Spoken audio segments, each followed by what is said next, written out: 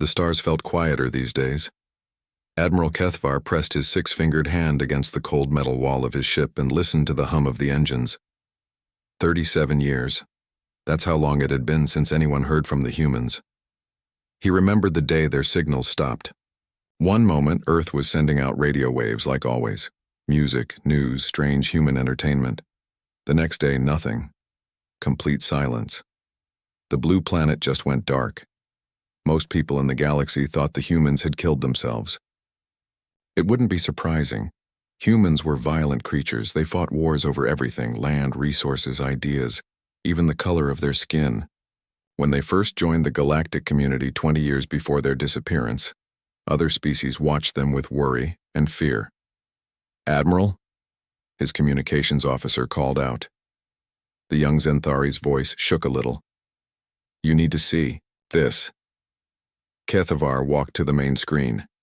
His ship, the Sword of Peace, was patrolling the outer rim of known space. It was boring work, but someone had to watch for pirates and smugglers. Today felt different, though. "What am I looking at?" he asked. "Gravity readings, sir. Something big is coming through hyperspace. Really big." The numbers on the screen made no sense. Kethvar had been in the military for 50 years. He had seen the largest ships ever built. The mega carriers of the Altarian fleet were the size of small moons. But these readings showed objects much bigger. "Run the scan again," he ordered. The same numbers came back. Whatever was approaching was huge. Not just big, bigger than anything that should exist. Ships weren't supposed to be that large. The physics didn't work. The materials would collapse under their own weight. "Sir, I'm getting multiple contacts now, hundreds of them." Kethvar felt his stomach drop. In all his years of service, he had never seen anything like this. The objects were still far away, but they were moving toward the core systems, moving toward civilization. "Send a message to High Command immediately," he said. "Tell them we have unknown contacts of unprecedented size approaching from the outer rim. Request immediate backup." While his officer worked, Kethvar thought about the humans. Everyone said they were gone. Dead. Extinct. The galaxy had moved on without them. Trade routes that once passed through human space now went around the dead. Soon. The planets humans once lived on were marked as hazardous and avoided. But what if they weren't dead? What if they had just left? The thought scared him more than he wanted to admit. Humans were dangerous when they were weak and scattered across a few dozen worlds. What would they be like after 37 years of silence? What would they be like if they came back? His communication system buzzed. High Command was responding faster than usual. That was never a good sign. "Admiral Kethvar, this is Fleet Commander Yiltoth. We are receiving similar reports from 17 different patrol ships along the outer rim. Whatever is coming, it's massive, and it's coming from multiple directions." Multiple directions. That meant this wasn't some random encounter. Someone had planned this. Someone with the resources to coordinate attacks from different points in space. "Sir, are we looking at an invasion?" Kethvar asked. "Unknown. All ships are ordered to fall back to the secondary defense line. Do not engage until we know what we're dealing with." The communication ended. Kethvar looked at his crew. They were good soldiers, but they looked scared. He didn't blame them. He was scared too. "Helm, set course for Relay Station 7, he ordered. "Best speed." As his ship turned away from the approaching objects, Kethvar thought about the last time he had seen humans. It was at a diplomatic meeting on Centauri Prime just a few months before they disappeared. The human ambassador was a small woman with gray hair and tired eyes. She had been arguing with the Hegemony Council about trade rights. "My people just want to live in peace," she had said. "We don't want to fight anymore. We just want to build homes and raise our children." The Hegemony representatives had laughed at her. They called humans a pest species that bred too fast and consumed too many resources. They said humans were violent and unpredictable, a danger to galactic peace. The woman had looked around the room at all the alien faces staring at her with disgust and fear. Then she had smiled. a sad, knowing smile that Kethvar still remembered clearly. "You should be careful," she had said quietly. "My people have a saying, don't mistake kindness for weakness." 3 months later, every human in the galaxy vanished. Their ships, their colonies, their space stations, everything just went quiet. Most people assumed they had all retreated to Earth and then destroyed themselves in one final war. It seemed like something humans would do, but now, staring at the impossible readings on his screen, Kethvar wondered if they had made a terrible mistake. What if the humans hadn't killed themselves? What if they had just gone away to prepare? The hours passed slowly as his ship raced toward the inner systems. Behind them, the gravity readings grew stronger. Whatever was coming was getting closer and bigger. The numbers kept climbing beyond anything that made sense. Finally, his communications officer spoke up again. "Sir, I'm getting visual confirmation from Deep Scanner Station 9. Put it on screen." The image was grainy and distant, but unmistakable. Ships. Massive, impossible ships that looked like moving cities. They were sleek and dark, covered in weapon ports and armor plating. Each one was larger than the biggest space station Kethvar had ever seen, but it was the design that made his blood run cold. He recognized those angular lines, those aggressive curves, human ship design, but grown beyond all reason. "Get me a direct line to the Galactic Council," he said, his voice barely above a whisper. "Tell them the humans are back." The news spread through the galaxy like wildfire. Species that had grown comfortable in the humans' absence suddenly found themselves facing an impossible reality. The extinct humans had returned, and they had brought ships that defied everything anyone knew about space travel and engineering. Emergency meetings were called, military fleets were mobilized, defense grids were activated around every major world. But as the reports kept coming in, one thing became clear. Whatever the humans had become during their absence, they were no longer the small, struggling species that had begged for acceptance decades ago. They had become something else entirely, something bigger, something that could build ships the size of planets and move them across the galaxy like they were toys. And they were coming home. Dr. Yelandra, the famous xenobiologist who had once studied human behavior, sat in her laboratory reading the reports. She had always known this day would come. Humans didn't just disappear. They retreated, they planned, they prepared, and when they came back stronger. She looked at the old files on her desk, studies of human psychology, behavioral patterns, historical records of their wars and conquests. Every single time humans faced extinction, they found a way to not just survive but to grow stronger. "They're not the same species that left," she said to her assistant. 37 years is not enough time for natural evolution, but humans don't evolve naturally. They evolve through necessity, through will, through pure stubborn refusal to die. Outside her window, she could see the emergency fleet formations gathering in orbit. Thousands of ships from dozens of species, all preparing to face whatever the humans had become. She just hoped it would be enough. Commander Sarah Chen had forgotten what real sunlight felt like. She stood on the observation deck of the UES Retribution, looking out at stars that seemed too bright after decades of living in the deep cold between galaxies. Her reflection in the thick glass showed a woman who had aged in darkness, pale skin, silver hair, eyes that had seen too much. "Ma'am, we're getting signals from the inner systems," Lieutenant Morrison reported. He was young, born on one of the colony ships during the long exile. Like most of the second generation, he had never seen Earth, never breathed natural air, never felt rain. "Looks like they know we're coming." Sarah nodded slowly. Of course they knew. The returning fleet was impossible to hide. 15,000 ships, each one built from the bones of dead worlds, powered by technologies that had cost humanity everything to develop. When you turned Jupiter's moons into raw materials and strip-mined asteroid belts for 37 years, you could build things that shouldn't exist. "Any response from Earth?" she asked. "Still silent, ma'am. Just like the last 4 years." Sarah closed her eyes. Earth had stopped responding to their signals 4 years ago. They didn't know if the homeworld was dead, if the people there had given up, or if something else had happened. All they knew was that their mission remained the same: return home and reclaim what was theirs. Behind her, the bridge crew worked with quiet efficiency. These were the children of the Exodus, raised on the story of humanity's greatest betrayal. They knew that 37 years ago, the Galactic Council had declared humans a dangerous species and authorized their extinction.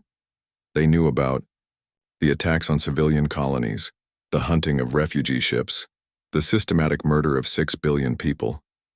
They also knew why humanity had really left. It wasn't surrender. It wasn't defeat. It was patience. "Commander Admiral Reeves is requesting a fleet conference," Morrison said. "Put him through to my ready room." Sarah walked to her private office, a small space that held the most precious thing in the fleet: a single photograph of Earth taken just before the Exodus. Blue oceans, white clouds, green continents. Home. Admiral Marcus Reeves appeared on her screen.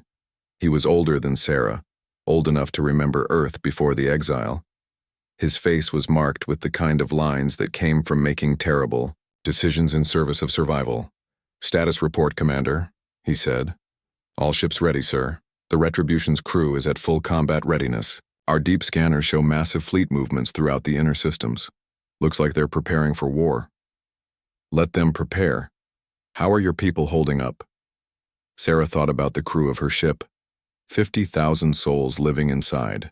A vessel that was part warship, part city, part factory. Most of them had been born in space, raised on recycled air and artificial gravity. They called the ship home because it was the only home they had ever known. "They're ready, sir. They've been ready their whole lives." "Good. Because we're about to find out what humanity has become." The connection ended. Sarah sat back in her chair and thought about the long journey that had brought them here. When the Galactic Council declared war on humanity, most people expected a quick extinction. Humans were new to space, their technology was basic, their military was small. It should have been over in months. Instead, humanity had done something that surprised everyone, including themselves. They had run, but not just run. They had run with purpose. Every ship that could fly, every person who could be evacuated, every piece of technology and knowledge they could carry, all of it had fled toward the empty space between galaxies, into the dark. For 5 years they had hidden in the cold void, living off recycled everything, slowly dying as their ships broke down and their supplies ran out. Many people thought it was just a slower form of suicide. But then the asteroid mining began. Then the fusion plants. Then the first of the great shipyards. Humanity had spent 37 years in the darkness, turning themselves into something the galaxy had never seen before. They had become a civilization without worlds, a people who lived among the stars themselves. And they had built weapons and ships that defied every rule of physics and engineering the known galaxy accepted. "Ma'am," Morrison's voice came through the intercom. "We're getting a transmission from the hegemony fleet." "Put it through." The screen flickered to life, showing the familiar insect-like face of Admiral Vorthak. Sarah remembered him from the old diplomatic files. He had been one of the main supporters of the human extinction order. His species, the Kralex, had provided many of the ships that hunted down human refugees in those first terrible months. "Attention, human vessels." His voice was exactly as arrogant as she remembered. "You are in violation of galactic law by returning to these systems. By order of the Hegemony Council, you will turn around and leave immediately, or face total destruction." Sarah smiled. It wasn't a pleasant smile. "Open a channel to all ships in the fleet. I want everyone to hear this." The communication array activated, connecting her voice to every human ship in the fleet. 15,000 vessels carrying the survivors of a species that had refused to die. "This is Commander Chen of the UES Retribution, addressing Admiral Vorthak of the Hegemony Fleet. 37 years ago, you and your allies attempted to commit genocide against the human species. You failed. We survived. We adapted. We prepared. and now we have returned to reclaim what was stolen from us." She paused, thinking of the photograph in her ready room, thinking of all the people who had died in the Exodus, thinking of the children, born in darkness, who would finally see their ancestral home. "You have exactly 1 hour to withdraw all military forces from human space, including the Sol system. Any ships remaining after that time will be considered hostile and dealt with accordingly. This is your only warning." Vorthak's laugh was like broken glass. "You pathetic creatures still don't understand. You are outnumbered 10,000 to 1. We have alliance fleets from 47 different species converging on your position. Your extinction was delayed, not cancelled. We'll see about that." Sarah cut the transmission and walked back to the bridge. Through the viewport, she could see the rest of the human fleet stretching beyond the horizon. Ships that had been built from pure necessity, powered by desperation, armed with technologies born from the simple refusal to accept death. "All ships report ready, Commander," Morrison said. "Good. Signal the fleet. Execute Operation Homecoming." The space around them began to shift as the human fleet moved into attack formation. Each ship was a masterwork of desperate engineering. Weapons that could crack planets, shields that could survive supernovas, engines that bent space itself. They were beautiful and terrible at the same time, like everything humanity touched. "Ma'am, we're detecting the hegemony response fleet. They're big." Sarah looked at the tactical display. Thousands of ships representing dozens of species, all united in their fear and hatred of humanity. It was the largest military force ever assembled in galactic history, all focused on one goal, finishing what they had started 37 years ago. "How many?" she asked. "Conservative estimate? 40,000 ships, ma'am." "Understood. Send a message to Admiral Reeves. Tell him the galaxy wants to play." As the two fleets moved toward each other, Sarah thought about her parents. They had died in the Exodus, victims of a failed life support system in the early years when humanity was still learning to live in the void. They never saw what their sacrifice had built. They never knew that their daughter would command one of the greatest warships ever constructed. But they had believed.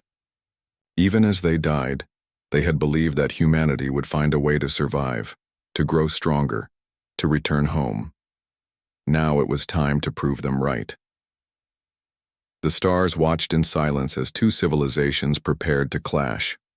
On one side, the established order of the galaxy, comfortable in their power and certain of their victory. On the other, the ghosts of a dead species, returning from the darkness with gifts that would reshape the very nature of war itself. The battle for humanity's future was about to begin. The hegemony's grand fleet filled space like a swarm of metal insects. Admiral Vorthak stood in the command center of his flagship, the Eternal Victory, watching the tactical displays with satisfaction. 43 species had answered the call to arms. Over 40,000 ships, representing the combined military might of half the galaxy. Against 15,000 human ships. It should have been a massacre. It would be a massacre. The only question was how quickly the humans would break and run just like they did 37 years ago. "Sir, we have visual confirmation of the human fleet," his tactical officer reported. They're huge, sir."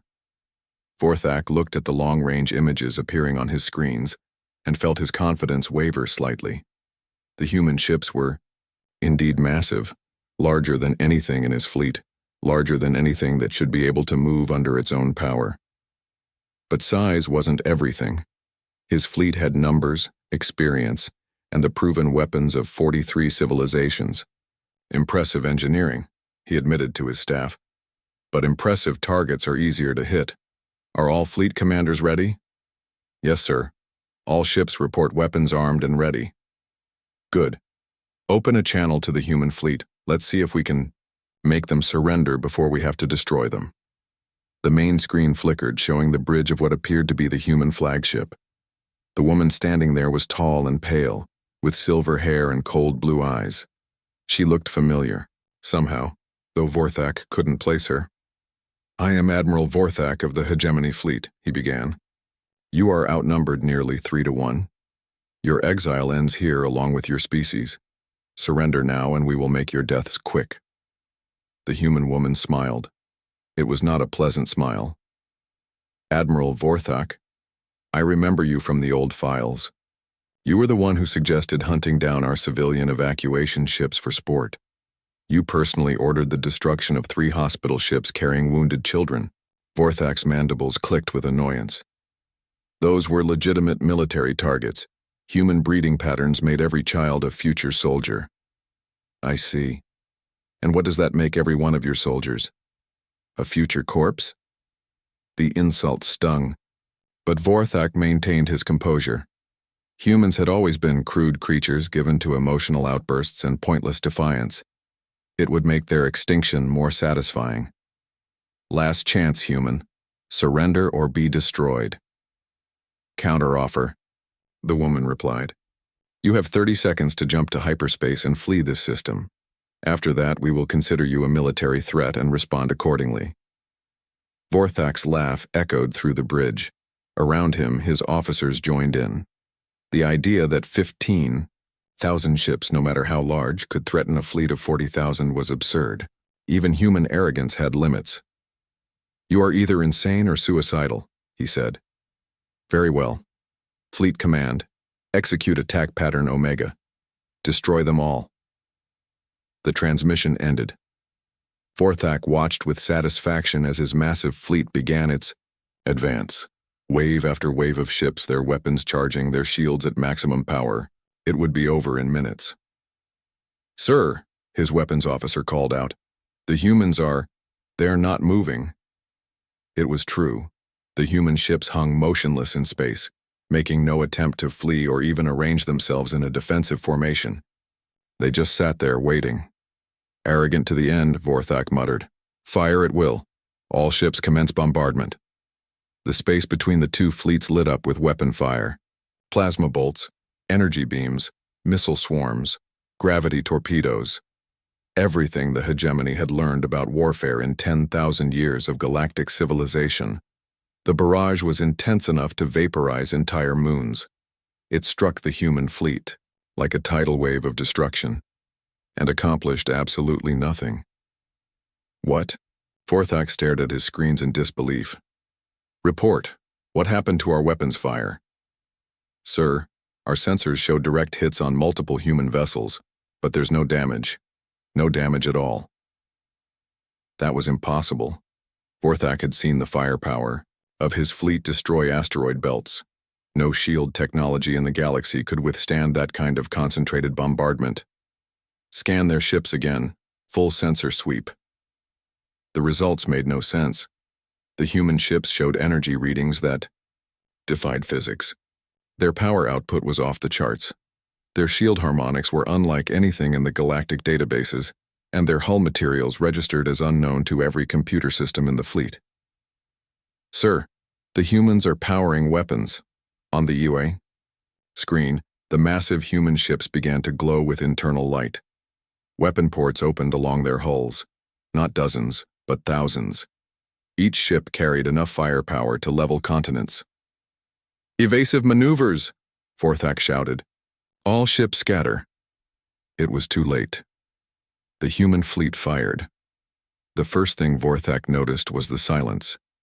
Traditional weapons made noise as they tore through space, the scream of plasma, the thunder of explosions, the crackle of energy shields failing. The human weapons made no sound at all. Ships began to disappear, not explode, not break apart, not burn. They simply ceased to exist. One moment they were there, the next moment there was empty space where a 1,000,000-ton warship used to be. "Status. Report," Vorthak screamed. We've lost 300 ships, sir, in the first volley." 300 ships. Gone. Just like that. The human woman's face appeared on his screen again. She looked calm, almost bored. "Admiral Vorthak, this is your final warning.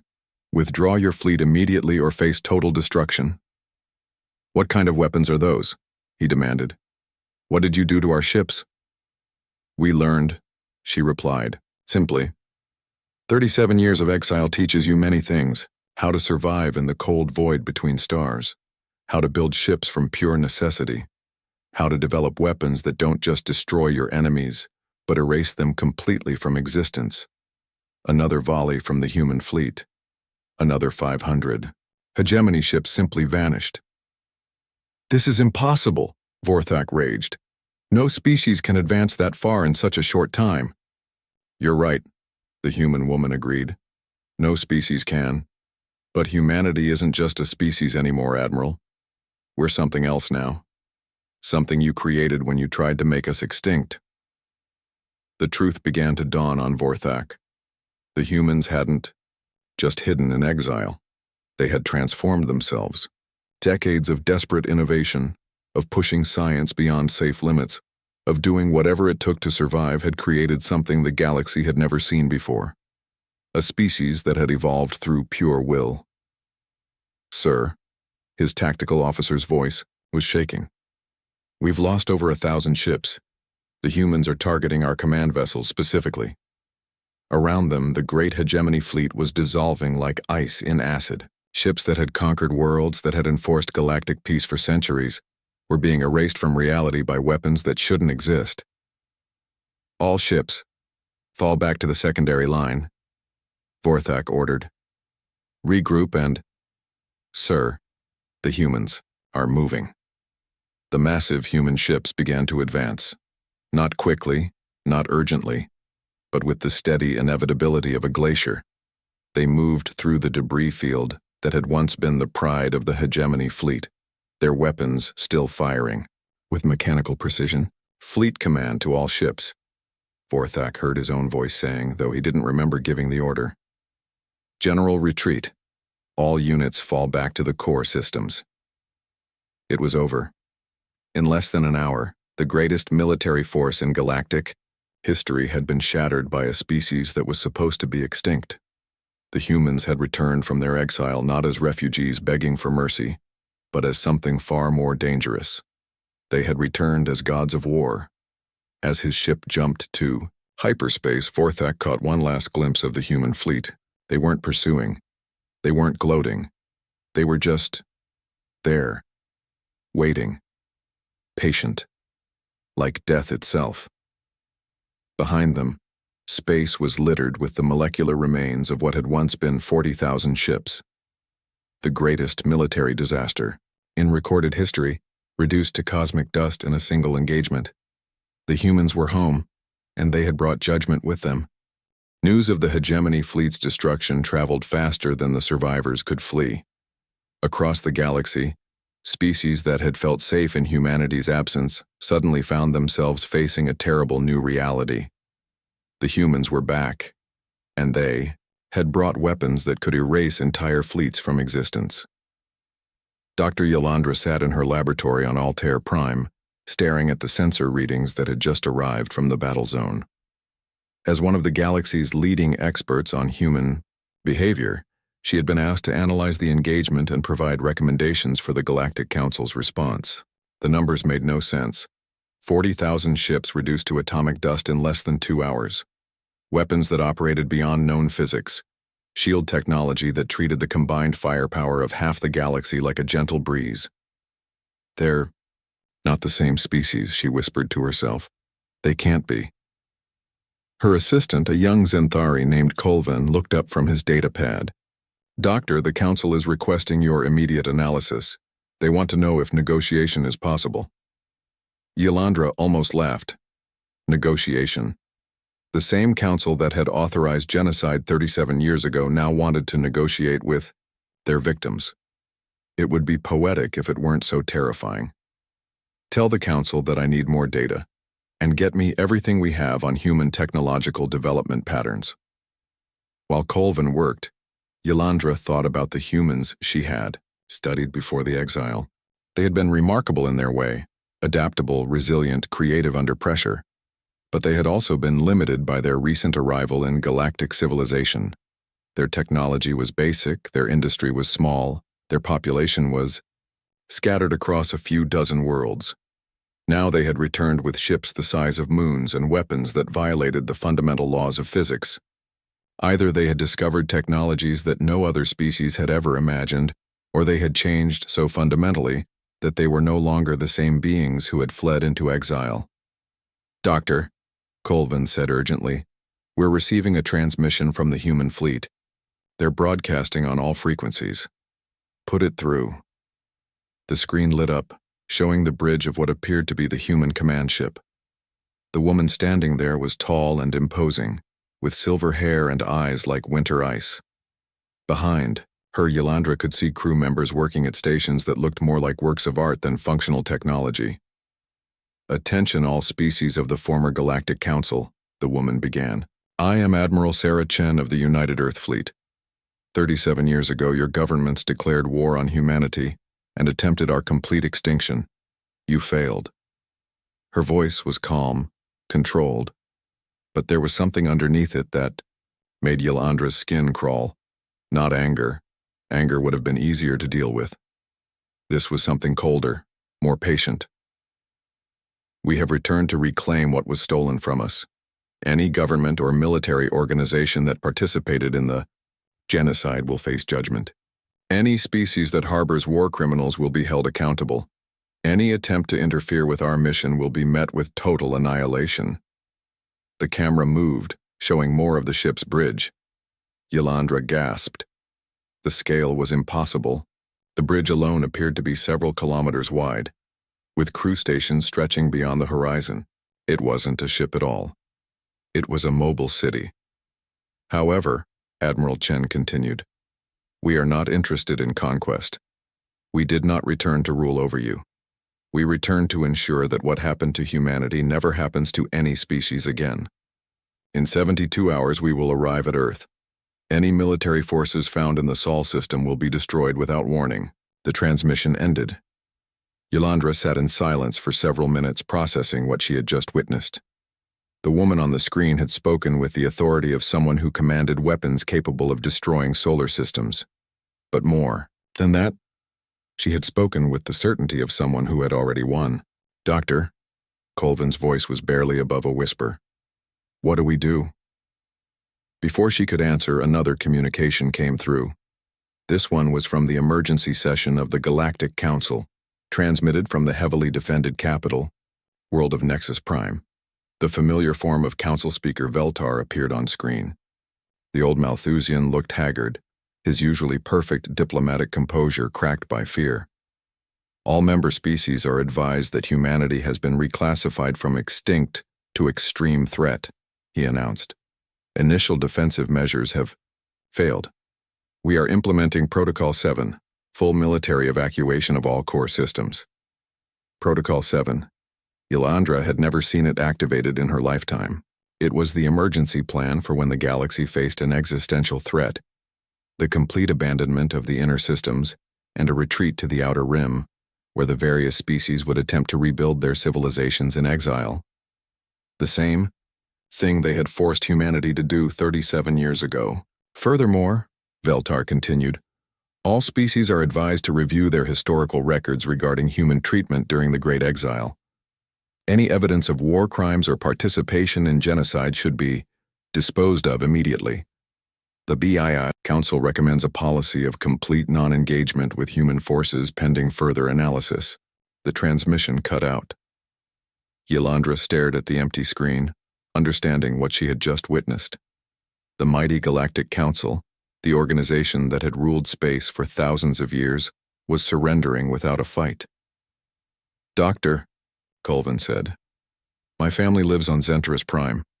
That's only 3 systems away from the human fleet's projected path.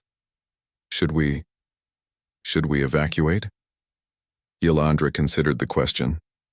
From what she had seen of the human technology, evacuation would be pointless. If they wanted to destroy a world, no amount of distance would save its inhabitants. But that raised another question. If the humans were capable of destroying entire civilizations, why were they bothering with threats and ultimatums? "No," she said finally. "We stay. I think they're telling the truth about not wanting conquest." "How can you be sure?" "Because if they wanted us dead, we'd already be dead. Think about it. They just proved they can erase entire fleets from existence. If they wanted to commit genocide in return, they could have started with the battle zone. Instead, they gave warnings. They made demands. They're following rules of war. It was a thin hope, but it was the only hope they had. The humans had returned from exile, transformed into something beyond conventional understanding. They had weapons that could unmake matter itself, and ships that defied the laws of physics. But they were still, apparently, governed by some form of moral code. The question was whether that code would be merciful or vengeful. Over the next few days, reports poured in from across the galaxy. Human ships had appeared in dozens of systems, always in small numbers, always making the same demands. War criminals were to be turned over for judgment. Military forces were to withdraw from human space. Reparations were to be paid to the survivors of the Great Exile. Those who complied were left alone. Those who resisted simply vanished. Entire fleets, entire space stations gone without a trace. The message was clear. Humanity had returned not as conquerors but as judges. They had spent 37 years in exile, becoming something that could enforce their will on an entire galaxy. And they intended to use that power to reshape the galactic order according to their own moral vision. Yolanda looked out her laboratory window at the stars and wondered what kind of galaxy they would wake up to when this was over. The humans had survived their attempted extinction and returned as something greater than they had been before. The question was, would anyone else survive what came next? The Sol system looked different than Sarah remembered. Earth hung in the void like a blue jewel, but the space around it was filled with debris, the remains of monitoring stations and weapon platforms that the hegemony had built during the occupation. Her homeworld had been turned into a prison. "Ma'am," Lieutenant Morrison reported, "we're detecting life signs on the surface. Population estimate is around 2 billion. 2 billion. Before the exile, Earth had held 8 billion people." Sarah closed her eyes and tried not to think about what had happened to the other 6 billion. Any response from the surface? "Nothing official, but we're picking up thousands of civilian transmissions, news broadcasts, emergency services, personal communications. They know we're here." Sarah nodded. After 37 years of silence, the return of the human fleet would be the biggest news in Earth's history. She could only imagine what the people down there were feeling. Hope, fear, confusion, disbelief. "Signal the fleet. Begin orbital reconstruction. I want those weapon platforms cleared and our own defense grid in place within 48 hours. Around her, the massive human fleet went to work. Ships that dwarfed Earth's moons moved with surprising grace, their tractor beams and construction, drones dismantling the alien technology that had turned humanity's birthworld into a prison. In its place, they began building something new, a defense network that would ensure Earth never fell under alien control again. "Admiral Reeves is requesting a priority communication," Morrison said. The old admiral appeared on Sarah's screen, looking tired but satisfied. Behind him, she could see the bridge of his flagship, the UES Remembrance, bustling with activity. "Status report, Commander." "Sol system is secure, sir. Beginning surface contact protocols now. What's our timeline for Phase 2? "The Council has agreed to our terms. They're sending representatives to negotiate a formal treaty. Seems our demonstration at the hegemony fleet convinced them that resistance is futile." Sarah almost smiled. The Galactic Council, which had once dismissed humanity as a pest species, was now begging for mercy. It was a satisfying reversal, but she took no pleasure in it. Too many people had died for revenge to feel good. "What about the war crimes tribunals?" "In progress. We've already received custody of over 3,000 individuals identified as participants in the genocide." Admiral Vorthak turned himself in this morning. That was unexpected. Sarah had expected the architect of humanity's near extinction to fight to the end. Did he say why? According to our interrogators, he realized that his entire species would be held accountable for his actions if he didn't cooperate. Apparently, he still has some sense of honor left. It was more than he had shown 37 years ago, but Sarah supposed even monsters could learn. The important thing was that justice was finally being served. "Sir, what about Earth?"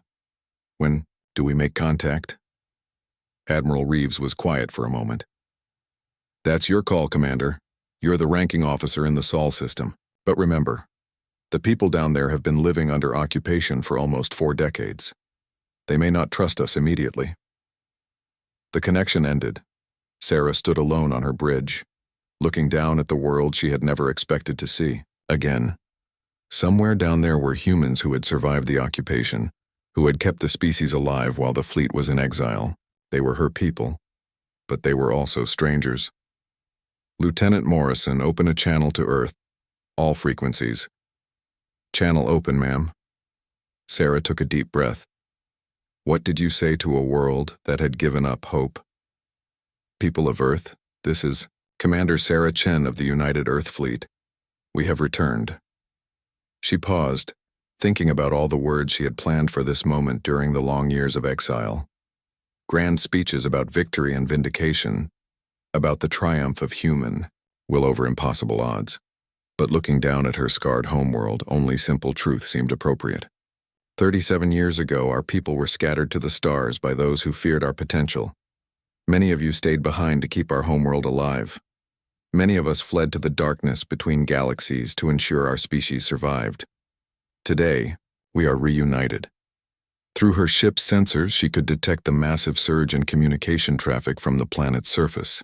Emergency broadcasts, news reports, personal messages flooding the networks as humanity's survivors tried to process the impossible news that they were no longer alone. We know you have questions. We know you may have fears. The galaxy has told you for decades that the fleet was destroyed, that those who fled were dead. We understand that our return may seem like a dream or a nightmare, depending on your perspective. She thought about the children born in exile, raised on stories of Earth but never seeing it. She thought about the children born on Earth, raised under alien occupation but never losing hope. Both groups were human, but they had become different peoples through necessity and suffering. We did not return for conquest or revenge, though. Justice will be served. We returned to reclaim our place in the galaxy and to ensure that no species ever again faces the choice between extinction and exile. We returned to build a future where humanity, all of humanity, both those who stayed and those who fled, can finally be safe. The words felt inadequate, but they were honest. Sarah gestured to Morrison, who cut the transmission.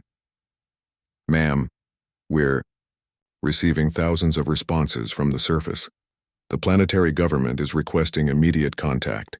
There are personal messages. People looking for relatives who left with the fleet. Of course there were. Families had been torn apart by the exile. Parents and children, husbands and wives, brothers and sisters had been separated by necessity and distance.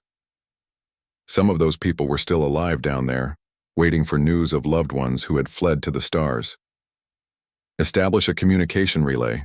Start processing the personal messages first. People need to know if their families are still alive. Over the following days, the reunion began in earnest. Shuttles launched from the fleet, carrying diplomats and engineers and scientists, but also carrying children who were finally seeing their ancestral world for the first time. The people of Earth stared in wonder at the returning exiles, humans who had been transformed by decades in the void, who moved with the confidence of a species that had conquered death itself. Dr. Yolandra arrived 3 weeks later as part of the first alien diplomatic mission to Earth since the exile. Sarah met her at the spaceport that had been hastily constructed from fleet resources, curious to finally meet the xenobiologist who had written so extensively about human behavior. Commander Chen, the Altarian scientist said, her crystalline form refracting the artificial light into rainbow patterns. I have studied your people for decades, but I confess I never expected this outcome. What outcome is that, Doctor? Victory without vengeance, power without corruption. You have the capability to conquer the entire galaxy, but instead you've chosen to rebuild it according to your own moral principles. It's unprecedented.